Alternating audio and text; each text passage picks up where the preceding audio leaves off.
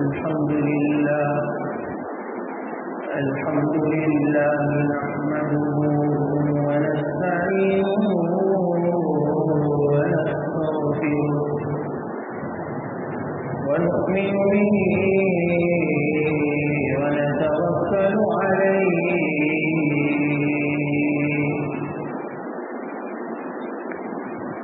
ونعوذ بالله من شرور أنفسنا ومن سيئات أعمالنا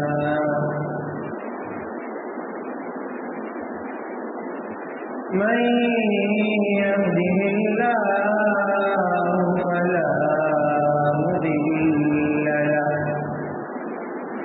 ومن يضلله فلا هادي له ونشهد أن لا إله إلا الله وحده لا شريك له ونشهد أن سيدنا ونبينا ومولانا محمدا عبده ورسوله صلى الله تبارك وتعالى عليه وبارك وسلم تسليما كثيرا كثيرا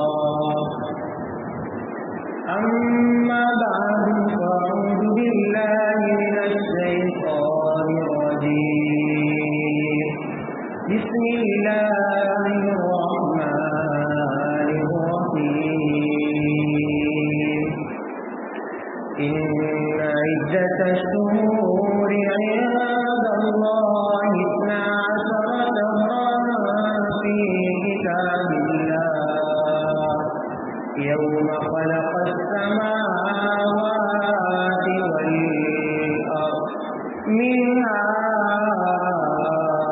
أربعة حرم ذلك الدين القيم وعن أبي هريرة رضي الله تعالى عنه قال قال رسول الله صلى الله عليه وسلم أفضل الصيام بعد رمضان شهر الله المحرم وعن أبي قتادة رضي الله تعالى عنه قال قال رسول الله صلى الله عليه وسلم إني أحتسب على الله صيام يوم عاشوراء إني أحتسب على الله أن يكفر السنة التي قبله أو كما قال عليه الصلاة والتسليم صدق الله العظيم وصدق رسوله النبي الكريم ونحن على ذلك لمن الشاهدين والشاكرين والحمد لله رب العالمين बुजुर्गान मोहतरम, आप जानते हैं कि हम और आप जिस इस्लामी महीने से गुजर रहे हैं उस इस्लामी महीने का नाम है मुहर्रमुल हराम। गोया हमारा इस्लामी एक साल गुजर गया और एक नए साल की इब्तिदा हो गई। एक इस्लामी साल खत्म हो गया, उसके इख्तिताम पर खुशी की बजाय अफसोस होना चाहिए कि मेरी जिंदगी का एक साल भी निकल गया, मैं एक साल अपनी मौत के करीब हो गया। अल्लाह तबारक व तआला ने इस दुनिया का निजाम कुछ ऐसा बनाया है کہ دنیا میں ہونے والا چھوٹے سے چھوٹا انقلاب ہو کہ بڑے سے بڑا انقلاب ہو، چھوٹی سے چھوٹی تبدیلی ہو کہ بڑے سے بڑی تبدیلی ہو، یہ تبدیلی انسان کو اللہ کی یاد پیدا کرواتی ہے۔ یہ اللہ نے اس دنیا کا ایسا نظام بنایا ہے، ایک دن کا آنا، ایک دن کا چلے جانا، سورج کا آنا، سورج کا طلوع ہونا، سورج کا غروب ہونا، چاند کا بھی طلوع ہونا، چاند کا غروب ہونا، یہ دنیا کے جتنے اللہ کے نظامات ہیں، یہ سارے کے سارے نظام انسان کو ایک اللہ کی دعوت دیتے ہیں کہ اس دنیا کے اندر کرنے دھرنے والی ذات صرف اور صرف ایک اللہ کی ہے۔ انسان کے دل و دماغ میں اللہ کی وحدانیت، اللہ کی قدرت، اس کی کمال قوت اور اس کا کمال، اس کی قدرت کاملہ، اس کی سلطنت کاملہ، یہ انسان کے دل و دماغ میں جاگزی ہو جائے، یہ اللہ تبارک و تعالیٰ کا مقصد ہو جائے۔ ایک سال میرے اور آپ کی زندگی کا ختم ہو گیا، اب ایک نیا سال، اسلامی نئے سال کی ابتدا محرم الحرام سے ہوتی ہے۔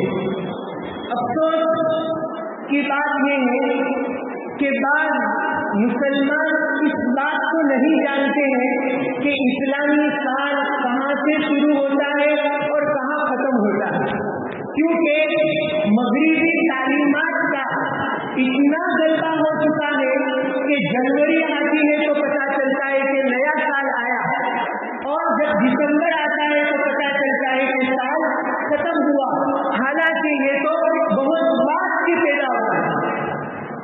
یہ مہینوں کی گنتی، سال میں 11 مہینے ہوتے ہیں، اس کی ابتدا محرم الحرام سے ہوتی ہے اور اس کی انتہا ذی الحجہ پر ہوتی ہے۔ قرآن کریم کی ایک آیت میں نے خطبے میں آپ کے سامنے تلاوت کی، یہ سورہ توبہ کی آیت ہے، سورہ توبہ کی آیت نمبر 36، جس میں اللہ تبارک و تعالیٰ نے اس بات کو بیان کیا ہے کہ یہ مہینے سال میں 11 ہوتے ہیں، تو یہ 11 مہینوں کا ہونا، اس کے الگ الگ ناموں کا ہونا، اور ہر مہینے کے اندر اسلامی الگ الگ عبادات کا ہونا، یہ کہاں سے آیا؟ ایک سوال کھڑا ہوتا ہے تو اللہ تبارک و تعالیٰ نے قرآن کریم میں اس کا تذکرہ فرمایا کہ ان عدت الشہور عند اللہ 12 شہرا فی کتاب اللہ یوم خلق السماوات والارض منها 4 حرم، کہ مہینوں کی تعداد یہ 12 ہے، اس وقت سے جب سے اللہ عز و جل و تبارک و تعالیٰ نے لوح محفوظ میں اس کائنات میں ہونے والے تمام تر انقلابات کو، تقدیر کے قلم کو لکھنے کا حکم دیا کہ قلم تو لکھ، قلم نے ازل سے لے کر ابد تک اور ابد سے لے کر ازل تک دنیا میں جتنے انقلابات ہوتے ہیں ان ساری کے ساری چیزوں کو لوح محفوظ میں لکھا۔ اللہ تبارک و تعالیٰ کے حکم سے قرآن کہتا ہے کہ جب لوح محفوظ میں اس دنیا میں ہونے والے کارناموں کو، دنیا میں ہونے والی ساری چیزوں کو اللہ تعالیٰ نے لکھا، اسی وقت سے سال کے اندر 12 مہینے ہوں گے، اس کو بھی اللہ تعالیٰ نے لکھا۔ اب آپ دیکھو کہ ہمارے اسلامی مہینے کی ابتدا محرم سے ہوتی ہے، اس کی انتہا ذی الحجہ پر ہوتی ہے، تو یہ آج بھی پیداوار نہیں ہے، یہ تو اس وقت سے اللہ تعالیٰ نے بنایا جب سے اللہ نے لوح محفوظ کو بنایا۔ اب لوح محفوظ کے اندر تبدیل کبھی کی گئی تو روایت میں آتا ہے آسمان اور زمین کو پیدا کرنے سے 50,000 سال پہلے، آسمان اور زمین کو بنانے سے 50,000 سال साल पहले अल्लाह ताला ने नविश्ते तकदीर को तैयार किया, उसी वक्त से अल्लाह ताला ने ये भी लिखा कि महीनों की गिनतियाँ ये 12 होगी और उसकी इब्तिदा मुहर्रम से होगी और उसकी इंतहा। लेकिन आज अफसोस की बात है, हर मुसलमान को, चाहे मुसलमान का बच्चा हो कि बड़े से बड़ा मुसलमान हो, उसको अंग्रेजी तारीख भाषा नहीं याद होगी। इस्लामी तारीख पूछो बच्चे से, किसी बड़े बूढ़े को पूछो, याद नहीं होगी, क्योंकि मगरिब ने और यहूदियत ने दुनिया का निज़ाम इस तरह कुछ बनाया है कि मुसलमान अपनी तालीमात को कैसे छोड़ दे, फरामोश कर दे। ये निज़ाम उन्होंने बनाया और ये निज़ाम सालों से उनका चला आ रहा है। जब से यहूदियत की बुनियाद हुई उसी वक्त से दुनिया के अंदर ये निज़ाम चला आ रहा है। इसलिए अजीजों, ये जो इस्लामी कैलेंडर, हिजरी कैलेंडर की इब्तिदा बहुत पहले से हो चुकी है, लेकिन फिर कुरान आगे कहता है, कुरान करीम आगे फरमाता है कि फिर जब से आसमान और जमीन को बनाया उस वक्त से ये महीनों की इब्तिदा शुरू हुई कि मुहर्रम के बाद सफर के बाद इस तरह इस्लामी महीनों की इब्तिदा होती है। लेकिन इन 12 महीनों में से 4 महीने जिसको कुरान ने कहा मिनहा अर्बअतुन हुरुम, 4 महीने इस्लाम के 12 महीनों में से इतने मुहतरम हैं, इतने मुकर्रम हैं, इतने बाबरकत हैं और इतने काबिल इज्जत और तकरीम हैं कि कुरान ने खुद कहा अर्बअतुन हुरुम। महीनों को साल में 12 महीने पैदा करने वाला अल्लाह खुद कहता है कि 12 महीने में 4 महीने ऐसे हैं जो हुर्मत वाले हैं, जो अजमत वाले हैं, जो बरकत वाले हैं, जो इज्जत और एहतराम वाले हैं। मुफस्सिरीन ने 2 वजूहात लिखी कि 2 बुनियाद पर अल्लाह ताला ने 4 महीनों को मुहतरम करार दिया। 3 महीने मुतवालियन मुतताबियान यके बाद दीगरे आते हैं, ज़िलक़ादा, ज़िलहिज्जा, मुहर्रमुल हराम और उसके बाद एक रजबुल मुरज्जब। इस्लाम के 12 महीनों में ये 4 महीने हुर्मत वाले हैं। क्या मतलब हुर्मत का? उलमा ने इसकी 2 वजह लिखी है। एक वजह तो ये कि जब से अल्लाह ताला ने इस दुनिया को बनाया उस वक्त से लेकर आज तक से मुराद जब इस दुनिया के अंदर अल्लाह के नबी सल्लल्लाहु अलैहि वसल्लम की नबूवत और बासत हुई, जब दीन इस्लाम आया, उस वक्त तक हर नबी की शरीयत के अंदर इन 4 महीनों में फसलों किताल करना, जंगो जिहाद करना, लड़ाई करना, जिहाद करना हराम था। हर नबी की शरीयत में इन 4 महीनों में जिहाद करना हराम, हत्ता के किसी जानवर का शिकार भी नहीं कर सकते। फिर ऐसा हुआ कि अल्लाह के नबी की शरीयत आई तो आपकी शरीयत के अंदर ये जिहाद की हुर्मत को खत्म कर दिया गया कि नहीं, अब तो इन 4 महीनों में भी जिहाद कर सकते हैं। लेकिन साबिका शरीयतों के अंदर इन 4 महीनों में जिहाद करना हराम समझा जाता है। ये एक वजह है, इसको हुर्मत वाला कहने, ये हराम के माना में। दूसरी वजह उलमा ने लिखी है कि हुर्मत बमाना एहतराम, कि 4 महीने मुबारक मुहतरम है, काबिल तकरीम है, जिसकी तरफ अबू बकर जस्सास राजी ने अहकामुल कुरान में इशारा किया। अबू बकर जस्सास राजी ने अहकामुल कुरान में लिखा है कि ये 4 महीने के अंदर अल्लाह ताला ने ये खासियत रखी है कि इन 4 महीनों में जो इबादत का एहतमाम करता है तो उसकी बरकत से अल्लाह तबारक व तआला उसके लिए साल के और महीनों के अंदर इबादत करना आसान कर देते। और अगर कोई इन 4 महीनों में गुनाह करता है तो उनके लिए और महीनों के अंदर गुनाह के दरवाजे खुल जाते हैं। खुलासा कलाम इसका ये भी है कि इन 4 महीनों में इबादत करने से अल्लाह तबारक व तआला इबादत के दरवाजे खोलता है और गुनाह करने से अल्लाह ताला गुनाह के दरवाजे भी खोलता है। ताकि इन 4 महीनों में नेकी का सवाब بڑھ جاتا ہے اور گناہ کا وبال یہ بھی بڑھ جاتا ہے. یہ حرمت ہماری شریعت میں بھی باقی ہے.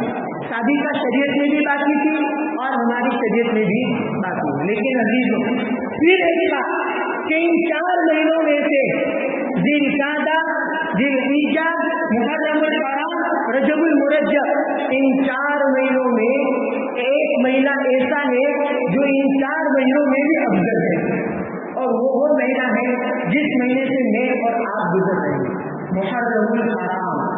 محرم الحرام یہ سال کے 12 مہینوں میں افضل ترین مہینہ ہے بعد رمضان، رمضان کے بعد.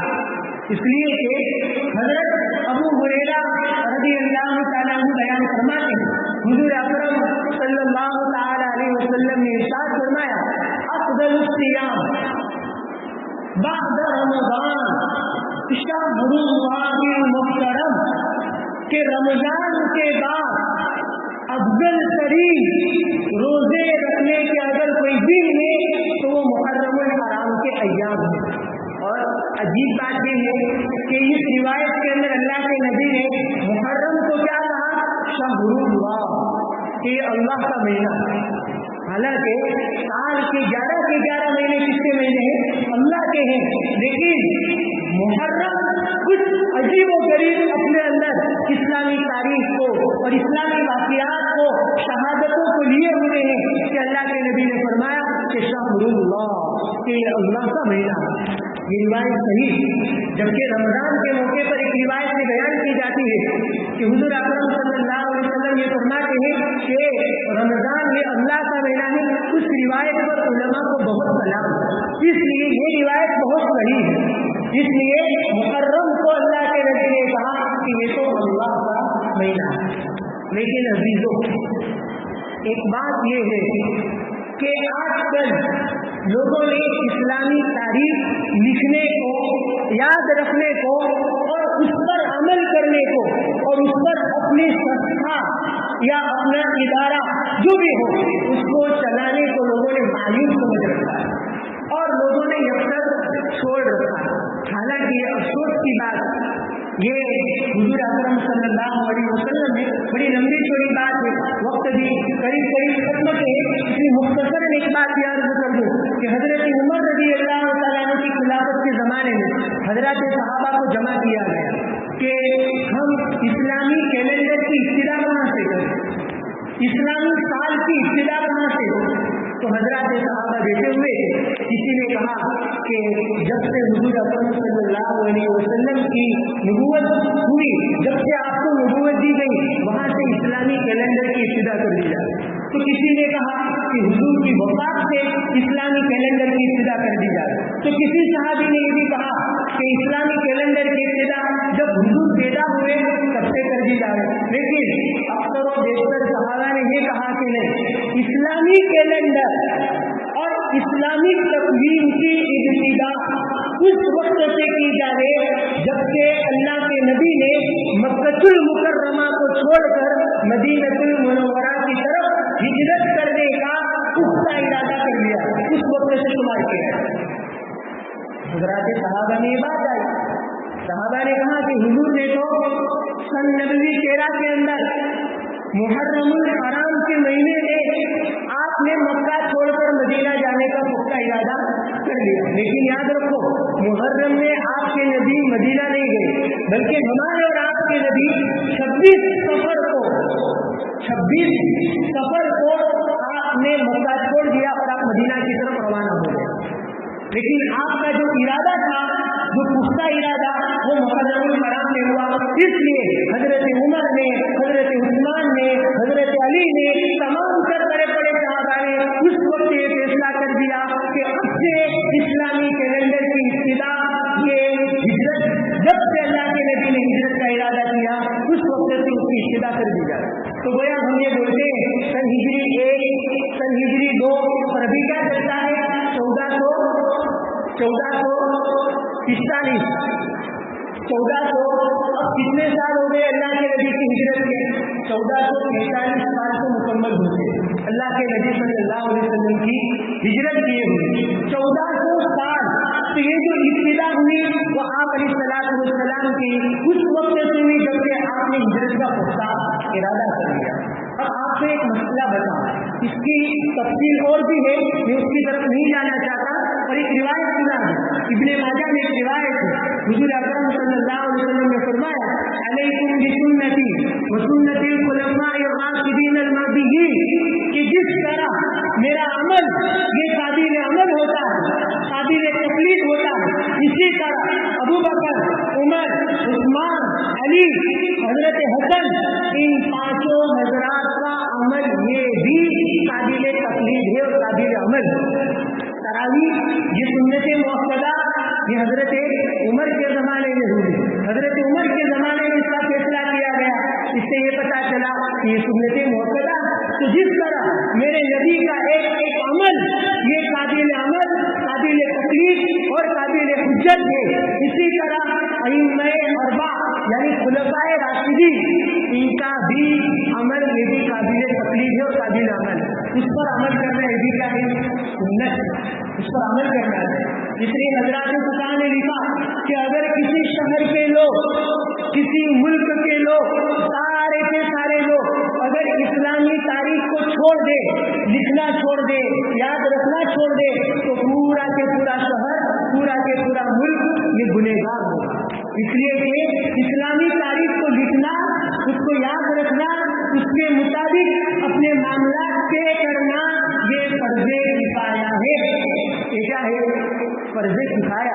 فرض کفایہ کا مطلب یہ ہوتا ہے کہ اگر اس گاؤں کے چند لوگوں نے اس پر عمل کر لیا تو اور لوگوں نے بھی عمل کر لیا، سب کے سب گنہگار نہیں ہوں، لیکن اس کا یہ مطلب نہیں کہ جنہوں نے نہیں کیا وہ اور جنہوں نے کیا وہ دونوں برابر نہیں، جنہوں نے عمل کیا وہ نہ کرنے والوں سے تو کیا ہے؟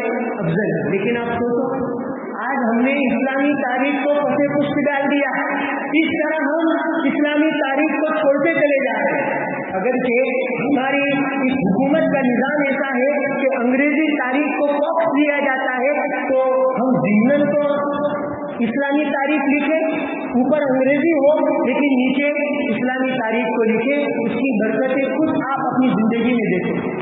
بلکہ کوئی ادارہ ہو، کوئی سنستھا ہو، جیسے کہ ہماری مسجد کے لوگ امام کو سب کو جو تنخواہ دیتے ہیں وہ اسلامی مہینے کے اعتبار سے دیتے ہیں، بہت قابل تقلید عمل، بہت اچھا عمل ہے، اس کے مطابق عمل ہونا چاہیے، کیونکہ اس میں تنخواہ بھی زیادہ ملتی ہے اور اس میں برکت بھی ہوتی ہے اللہ تبارک و تعالیٰ کی طرف سے، کیونکہ مہینوں کے اسلامی مہینوں سے چلنا یہ کوئی آج سے نہیں ہے، جب سے حضرت آدم علیہ السلام آئے اس وقت سے لے کر آج تک یہ عمل چلا۔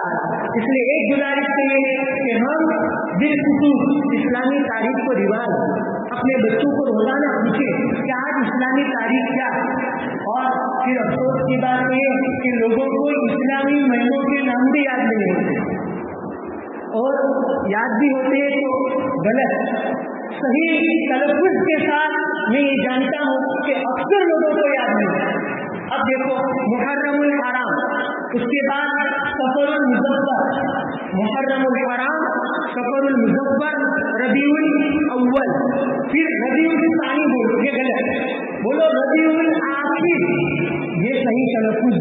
بعض لوگ بولتے ہیں ربیع الاخر، یہ بھی غلط، ربیع الاخر، پھر بعض لوگ بولتے ہیں جمادی اولا، حالانکہ وہ بھی غلط، جمادی اولا یہ صحیح ہے، پھر اس کے بعد جمادی آخرہ، جمادی آخرہ، اس کے بعد رجب المرجب، اس کے بعد شعبان المعظم، اور اس کے بعد رمضان المکرم، اس کے بعد شوال المکرم، اس کے بعد ذی القعدہ، اور اس کے بعد ذی الحجہ۔ بعض لوگ کہیں گے کہ یہ کیا یاد رکھے گا؟ نہیں، یہ اللہ تعالیٰ نے یہ مہینے مقرر کیے ہیں، اس کے نام میرے نبی نے بھی نہیں رکھے، نہ کسی نبی نے اس کے نام رکھے، بلکہ ان مہینوں کے نام رکھنے والی ذات یہ اللہ کی ذات ہے، اللہ تبارک و تعالیٰ نے اس کے نام رکھے، اس لیے صحیح تلفظ کے ساتھ اس کے نام رکھنے کی بھی ضرورت ہے۔ پھر دوسری بات اس سلسلے میں یہ بھی عرض کرنی ہے کہ عاشورہ کا دن آتا ہے، عاشورہ کا دن 10ویں محرم کا دن ہوتا ہے، اور یہ 10ویں محرم کا جو دن آتا ہے وہ بدھ کے دن آتا ہے، उस दिन दुनिया के अंदर बहुत सारे तारीखी वाक़ियात पेश आए। बिलखुसूस ये मुहर्रम का महीना खुद ऐसा महीना है कि उसमें बहुत सारे काबिल तकलीफ अमल पेश आए और बहुत सारी कुर्बानियों के वाक़ियात पेश आए। जैसे पहली मुहर्रम को हजरत उमर की शहादत का वाक़िया पेश आया। इसी तरह 10 मुहर्रम को हजरत हुसैन की शहादत का वाक़िया पेश आया। इस तरह बहुत सारे वाक़ियात शहादत के पेश आए। तो 10 मुहर्रम के बारे में आप अलैहिस्सलाम ने एक अमल ये बतलाया है कि उस दिन रोज़ा रखा जाए। हजरत अबू कतादा रज़ी अल्लाह तआला अन्हु फरमाते हैं, हुज़ूर अकरम सल्लल्लाहु अलैहि वसल्लम ने इरशाद फरमाया कि सियाम यौम आशूरा के 10 मुहर्रम का रोज़ा रखना, मुझे अल्लाह की ज़ात से उम्मीद है कि जिसने 10 मुहर्रम का रोज़ा रखा तो अल्लाह तबारक व तआला उसके गुज़िश्ता 1 साल के सगीरा गुनाह माफ़ कर देंगे। गुज़िश्ता 1 साल के सगीरा गुनाह को अल्लाह तबारक व तआला माफ़ कर देंगे। ये जो रोज़ा है वो तमाम तर शरीयतों के अंदर फर्ज था, हमारी शरीयत में भी फर्ज था शुरू इस्लाम में, लेकिन जब रमजान के रोजे आ गए तो आशूरा के रोजे की फर्जियत को खत्म कर दिया कि अब आशूरा का रोजा फर्ज नहीं। लेकिन जब रमजान के रोजे नहीं थे तो आशूरा का रोजा रखना ये क्या था? फर्ज था। अब आप अंदाजा लगा सकते हैं कि एक रोजा पहले फर्ज रह चुका, अभी अगर कि उसकी फर्जियत खत्म हो गई हो, इस्तिहबाब और सुन्नियत ये बाकी है, तो उसकी फजीलत का अंदाजा लगा सकते हैं। अब इसमें क्या वाक़या पेश आया? तो कहा कि आशूरा उस दिन से मोहतरम है जब से अल्लाह ने लोहे महफूज को बनाया, जब से अल्लाह ने आसमान और जमीन को बनाया। और बिलखुसूस इस दिन के बारे में बहुत सारे वाक़ियात बयान किए जाते हैं जिसकी तारीखी रिवायात मिलती है, अहादीस में उसका कोई सबूत मिलता नहीं। उसकी बुनियादी वजह ये है कि एक मरतबा आप अलैहिस्सलाम मक्कतुल मुकर्रमा में भी रोज़ा रखते हैं, लेकिन जब आप मदीनतुल मुनव्वरा गए तो आपने मदीना के यहूद को देखा कि वो आशूरा के दिन का रोज़ा रखते हैं। तो अल्लाह के नबी सल्लल्लाहु अलैहि वसल्लम ने पूछा कि तुम आशूरा के दिन रोज़ा क्यों रखते हो 10 मुहर्रम को? तो यहूद हजरत मूसा की शरीयत पर अमल करते हैं। तो यहूद ने कहा कि ये वो बाबरकत दिन है जिस दिन में अल्लाह तबारक व तआला ने मूसा अलैहिस्सलाम को और मूसा अलैहिस्सलाम की कौम बनी इस्राइल को फिरौन और फिरौनियों के जुल्म और सितम से निजात दी। ये वो दिन है जिस दिन अल्लाह ताला ने फिरौन जैसे जालिम बादशाह को समंदर में गर्क कर दिया। अब उसी खुशी में और जालिम से निजात पाने के शुक्राने के तौर पर हजरत मूसा अलैहिस्सलाम रोज़ा रखते थे। हम मूसा को मानते हैं तो हम भी रोज़ा रखेंगे। तो अल्लाह के नबी ने सहाबा से कहा, ये मूसा को मानते हैं तो मूसा को तो इनसे ज्यादा हम मानते हैं। तो गोया वो जो अमल करते हैं उससे ज्यादा हम इस बात के हकदार है कि हमें भी रोज़ा रखना चाहिए। तो अल्लाह के नबी ने सहाबा को हुक्म दिया कि जिसका जी चाहे वो रोज़ा रखे, जिसका जी न चाहे वो रोज़ा न रखे। लेकिन फिर आगे ये हुआ कि कुछ सहाबा ने आशूरा का दिन गुजर गया, फिर अल्लाह के नबी से कहा कि अल्लाह के नबी अगर 10 मुहर्रम को रोज़ा रखते हैं तो होता ये है कि यहूद भी रोज़ा रखते हैं और यहूद रोज़ा रखते हैं, उस दिन अगर हम भी रोज़ा रखेंगे तो गोया हमारा रोज़ा रखना उनके रोज़ा रखने के बराबर हो जाएगा, उनके साथ मुशाबहत लाजिम आ जाएगी। हालांकि आपने खुद मना किया है कि किसी गुमराह कौम की मुशाबहत इख्तियार न की जाए। आप सोचो, नेकी के काम में भी मुशाबहत को अल्लाह के नबी ने पसंद, और हम तो गुनाह के कामों में भी गैर लोगों से क्या करते हैं? मुशाबहत इख्तियार। खैर मौका नहीं है कहने का। आप अलैहिस्सलाम ने सहाबा से कहा कि अगर मैं आइंदा साल जिंदा रहा तो मैं 9वीं मुहर्रम का भी रोज़ा रखूंगा और 10वीं मुहर्रम का भी रोज़ा रखूंगा। लेकिन हुआ ये कि आप अलैहिस्सलाम आइंदा मुहर्रम आने से पहले रबीउल अव्वल में आप सल्लल्लाहु अलैहि वसल्लम का विसाल हो गया, आपका इंतकाल हो गया। आपने मुहर्रम न पाया कि आप 2 रोजे रखते, इसलिए अब ये बहस यहाँ आती है कि आशूरा में 2 रोजे रखे जा रहे कि 1 रोजे रखे जा रहे। तो आपको एक बेहतरीन ताकीद करता मुहद्दिसुल आसर अल्लामा यूसुफ बिन नूरी ने अपनी किताब मारिफुस सुनन में लिखा कि आशूरा में रोजे रखने के 3 दर्जे। पहला दर्जा कि 9वीं तारीख को भी रोजा रखा जाए, 10वीं तारीख को भी रोजा रखा जाए और 11वीं तारीख को भी रोजा रखा जाए, 3 दिन रोजा रखा जाए, ये अफजल तरीन दर्जा है। दूसरा दर्जा कि 9वीं और 10वीं या 10वीं या 11वीं, 9वीं या 10वीं या 10वीं या 11वीं, ये फजीलत का दूसरा उससे कम दर्जा। और एक आखिरी दर्जा ये है कि सिर्फ और सिर्फ 10 मुहर्रम का रोजा रखा जाए। अब 10 मुहर्रम के रोजे को उलमा ने मकरूहे तंज़ीह ही करार दिया, और मकरूहे तंज़ीह कहते जायज़ होने को, लेकिन खिलाफे औला अफजल नहीं है, क्योंकि आपने तमन्ना ये की थी कि अगर मैं जिंदा होता तो 2 रोजे रखता, तो हमें भी कितने रखने चाहिए? 2। लेकिन अल्लामा कश्मीरी फरमाते हैं कि इसको मकरूह नहीं कहना चाहिए, बल्कि मौलाना मंजूर नवानी ने अपनी किताब में यहाँ तक लिखा है कि अब इस जमाने में वो यहूद नहीं है जो हुजूर के जमाने में। अब इस्लामी कैलेंडर पर चलने वाले, हिजरी कैलेंडर को मानने वाले कहाँ यहूद है, इसलिए अब मुशाबहत का मसला नहीं है। इसलिए अगर कोई एक रोजा रखता है तो भी काफी है, लेकिन अफजल ये है कि 3 रखे या 2 रखे, या अदना दर्जा एक रखे। लेकिन अजीजों, एक बड़ी फजीलत ये भी है कि मुहर्रम का 1 रोजा रखना ये 1 महीने के रोजे के सवाब के बराबर है। एक रिवायत ये भी आया है, अगर किसी को अल्लाह ने ताकत दी हो तो पूरे मुहर्रम के रोजे, पूरे के पूरे मुहर्रम 1 रोजे के बदले में 1 महीने के रोजे रखने का आपको क्या मिलेगा? सवाब। ये एक अमल। दूसरा अमल इस सिलसिले में ये है कि आशूरा के दिन अपने घर वालों पर सरासदिली के साथ, विश्वास के साथ हुदूद शरीयत में रहते हुए खर्च किया जाए। इसलिए की रिवायत में आता है, हजरत अब्दुल्लाह इब्न मसऊद रज़ियल्लाहु तआला अन्हु बयान फरमाते हैं कि मुवस्सा अला इयालिही फी नफ़क़ा यौम आशूरा वस्सा अल्लाहु अलैहि साइर सना, कि जिस किसी आदमी ने 10 मुहर्रम को अपने घर वालों पर खुशदिली के साथ ज्यादा खर्च किया, उसकी बरकत ये होगी कि अल्लाह ताला साल के 12 महीनों के अंदर उसकी रोजी में अल्लाह बरकत देगी, उसकी रोजी को पूरे साल की रोजी अल्लाह उसके लिए खोल दे। लेकिन अमल क्या है कि अपने घर वालों पर क्या की जाए? वुसाअत की जाए, शरीयत की हुदूद में रहते हुए खूब उनको खिलाया जाए, पिलाया जाए और अच्छा खाना पकवाया जाए। लेकिन एक सवाल होता है, एक तरफ तो रिवायत में ये भी आता है कि रोजा रखो, और एक तरफ रिवायत में ये भी आता है कि घर वालों पर खर्च करो। तो एतराज होता है कि रोजा रखे कि खिलाए, तो उलमा ने जवाब दिया है कि इफ्तारी में खाने का ज्यादा इंतजाम किया जाए, और उसकी तैयारी कब से हो?